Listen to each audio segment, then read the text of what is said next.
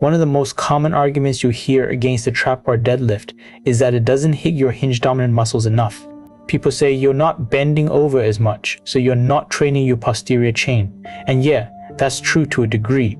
On paper, less bend means less hinge, but real life isn't paper. Here's my take. Getting stronger safely and sustainably offsets that supposed disadvantage completely. If you're pulling 180 kilos on a trap bar, you're probably reaping the same, if not greater adaptation benefits as someone pulling 150 conventional. Because you're doing it consistently. You're doing it with control. You're not limping home every few months nursing an irritated spine. And that's the thing. With conventional, the penalty for error isn't just a pulled muscle. It can be a slipped disc, sciatica, or months of rehab that makes you hate the gym. The trap bar forgives you more. It allows a larger margin for error before something catastrophic happens. And that forgiveness, over the long run, is golden. So when I say trap bar, deadlift stacks the probabilities in your favor, I mean it literally.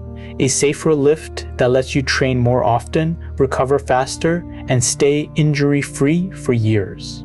That's not a small difference. That's the whole game. And yes, you can still push heavy, still get strong, still feel that primal satisfaction of lifting serious weight. The trap bar brings your center of gravity closer to your body, so you naturally involve more legs and a little less hinge compared to the conventional. That's not wrong. That's physics. But here's where the debate gets messy. In some circles, especially online forums, you'll hear people say the trap bar is a hybrid lift that does neither. They'll tell you it's not a real squat and it's not a real hinge, it just sucks at both. And yeah, that's what bad execution looks like. When someone stands too upright, shortens their range, and just jerks the bar up with no intent, it does become a nothing. Lift neither hinge nor squat, just ego. But executed well with awareness, control, and a deliberate range of motion, it can actually be the best of both worlds. You can bias it toward the quads or toward the posterior chain just by changing subtle things. Your stance width, your shin angle, your handle height, your intent. Here's the nuance people skip: range of motion. Everyone loves to say more ROM equals better, but that's not always true. ROM isn't a religion. Too little and you miss the stimulus. Too much and you invite compensations, fatigue, and yes, injuries. There's a sweet spot where the hips travel far enough to engage the hinge muscles, but not so far that your spine folds like origami. So no, more isn't always better. Now, here's the tricky part. Trap bars aren't standardized. There's no official handle height or geometry. Some bars start practically at your shins, others hover near your knees. Some are narrow, others wide enough to fit a tank. For me, the sweet spot, the perfect range, starts just below the knee, deep enough to activate the glutes and hamstrings, but not so deep that my lower back begins to compromise or my hips get pulled out of alignment. And here's something I think most people overlook. Range of motion is not universally good. More range isn't automatically more progress, because when the range increases too much, sometimes the wrong muscles start taking over. That's actually one of the unique quirks of the trap bar. Since the load isn't positioned in front of you like in the conventional deadlift, you're not forced to stay in a strict hinge pattern. The bar doesn't dictate your posture, you do. And that freedom, while great, is a double-edged sword. You can easily shift the emphasis away from your posterior chain without even realizing it. You think you're working the hinge, but what you're really doing is turning it into a deep quad dominant pull, especially if you chase too much deficit, too much range. In other words, the very thing that's supposed to give you more stimulus might just be giving you the wrong stimulus. Of course, that's only a mistake if that's not your intention. If you're purposely trying to build leg drive, fantastic, but if your goal was hinge development, you've wandered off map without knowing it. It's kind of like the low bar versus high bar squat debate. Both are squats, but the bar placement constrains the movement pattern. The low bar position pushes the hips back, the high bar keeps the torso upright. There's structure, there's predictability. You can't really fake a middle ground because the shelf positions are physically distinct. With the trap bar, that physical constraint doesn't exist. You can drift anywhere between a squat and a hinge, which sounds flexible, but it also means it's easier to mess up your intent.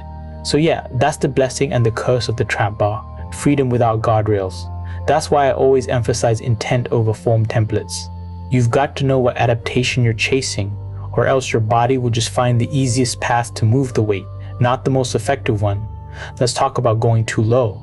The deficit trap bar deadlift trend. Sounds cool, right? More range, more gain. But not always. When you go super low on the trap bar, something interesting and dangerous happens.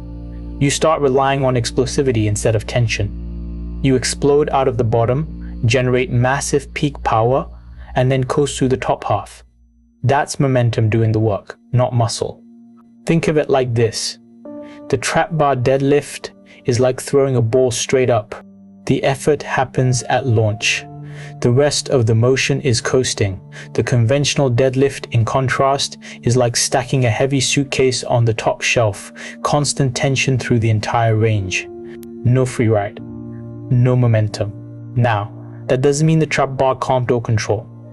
It absolutely can, but it means you need to be intentional about slowing things down near lockout. Otherwise, your hinge muscles, the hamstrings, erectors, glutes, barely get any love in the top half.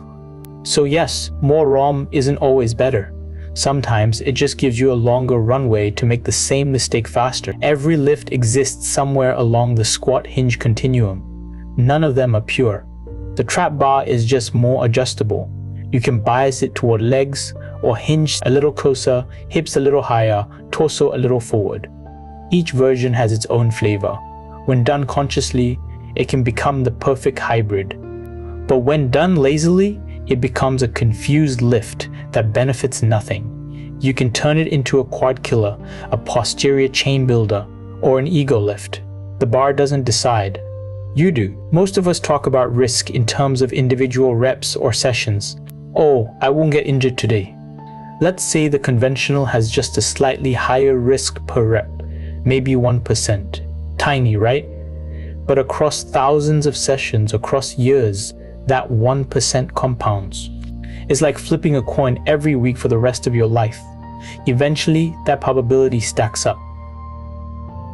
And when it does, the price isn't a missed PR. It's chronic pain, nerve compression, or being forced to stop training altogether. The trap bar, with its neutral grip, centered load, and forgiving setup, just tilts the odds in your favor. It gives you strength with sustainability, power without punishment. And that's what I want. I want to keep lifting in my 40s, my 50s, my 60s without wincing every time I tie my shoes. So yeah, I choose the trap bar not because it's better in every way, but because it's better for me. It allows me to push intensity safely, to build strength without gambling on every rep. It lets me focus on control, on precision, on progression, all the things that make training sustainable. And here's the thing. The stronger I get on it, the more confidence I have outside the gym. Picking up heavy boxes, moving furniture, carrying groceries, real life strength. The trap bar gives me that without the anxiety of, oh no, did I round my back 2 degrees too much? That peace of mind is worth everything. Now, don't get me wrong, I'm not here to declare the conventional deadlift dead. Far from it. I love it. I built years of progress on it. It teaches discipline, grit, precision. It's an incredible teacher. But I also believe in context. For some lifters, the conventional is a masterpiece. For others, it's a landmine. If you love the straight bar, stick with it. If it fits your leverages, your goals, and you can do it pain-free, the best lift is the one that keeps you showing up. All I'm saying is, don't write off the trap bar as inferior. The geometry doesn't make it weak. The shorter range doesn't make it less functional. Strength isn't only about spatial movement, it's temporal. It's about how long you can keep doing it without breaking down. If you're new to the trap bar, here's what's worked best for me. Start with the handles just below the knee. Keep your lats tight, spine neutral, chest proud, brace before every pull, drive through your legs, then finish with your hips, and always control the descent. And most importantly, stay conscious through the movement. Each rep should feel deliberate, clean, confident. At the end of the day, this isn't about choosing sides. It's about choosing sustainability. I'm not training to impress anyone. I'm training to stay functional, strong, and pain-free for life. That's the long game. That's why I pick up the trap bar week after week, year after year. Because strength means nothing if you can't keep it. The trap bar lets me build it, protect it, and carry it forward. And that's enough reason to stick with it. So yeah, trap bar deadlift versus conventional deadlift. Different tools, same mission,